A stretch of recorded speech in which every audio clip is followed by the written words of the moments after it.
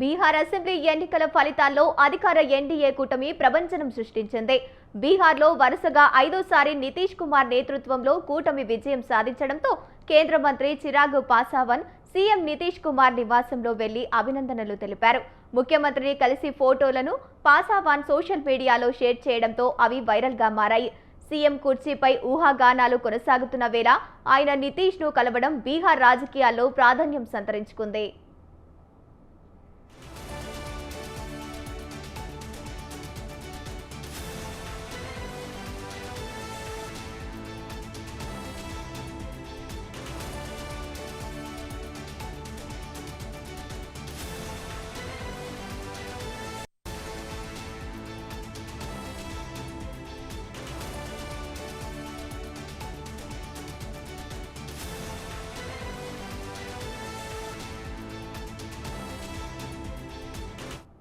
బీహార్ ఎన్నికల్లో ఘన విజయం సాధించినందుకు నితీష్ కుమార్ నివాసానికి వెళ్లి అభినందనలు తెలియజేసినట్లు చిరాగ్ పాస్వాన్ పేర్కొన్నప్పటికీ ఎన్నికల ఫలితాల్లో ఎన్డీఏ కూటమి పక్షమైన ఎల్జేపీ బలమైన ప్రదర్శన చేయడంతో పాస్వాన్ ఉప ముఖ్యమంత్రి పదవిపై దృష్టి సారిస్తున్నట్లు ఊహాగానాలు వినిపిస్తున్నాయి.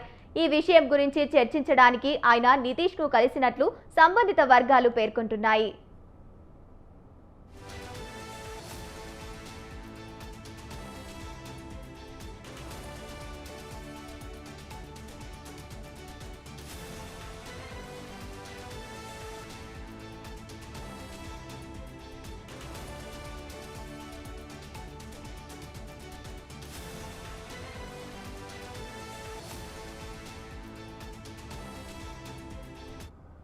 బీహార్ ఎన్నికల్లో ఎన్డీఏ కూటమి ఘన విజయం సాధించింది.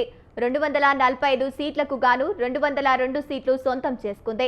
బీహార్ శాసనసభ ఎన్నికల్లో 5 ఏళ్ల కిందట ఒకే ఒక్క స్థానానికి పరిమితమైన లోక్ జనశక్తి పార్టీ తాజాగా ఫలితాల్లో 19 స్థానాల్లో విజయంతో సత్తా చాటింది. ఈ విజయంలో పార్టీ అధినేత చిరాగ్ పాస్వాన్ కీలక పాత్ర పోషించారు.